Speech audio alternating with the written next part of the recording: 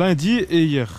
On a eu 14 À cause des travaux, à cause un peu de tout, en ce moment, c'est un peu la galère, mais bon. Je ne sais pas qu'est-ce qui se passe. À mon avis, le tunnel s'est fermé. Je roule depuis presque 1 heure de Gare du Midi. Cela n'a échappé à aucun automobiliste. Circuler dans Bruxelles lundi et mardi a été extrêmement difficile.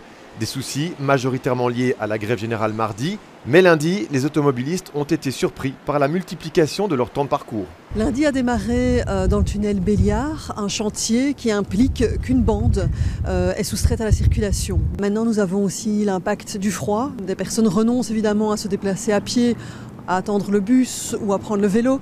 Ça peut aussi augmenter le nombre d'usagers de la voiture. Si la congestion dans la petite ceinture était prévisible mardi, elle a surpris les automobilistes mal informés lundi.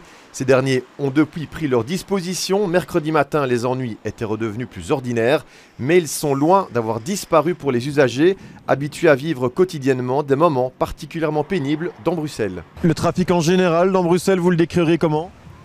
C'est bizarre, hein. C'est bizarre, vraiment bizarre, on perd beaucoup de temps. De façon générale, catastrophique. Pas amusant.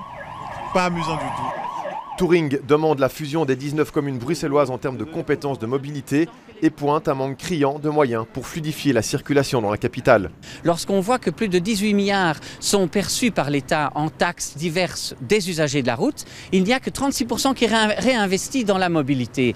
Et dans l'infrastructure, il n'y a que 1,2 million qui est investi.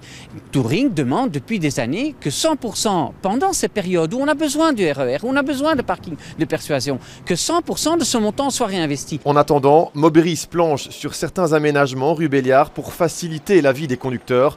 Une goutte d'eau en moins dans le marasme vécu quotidiennement par des milliers d'automobilistes.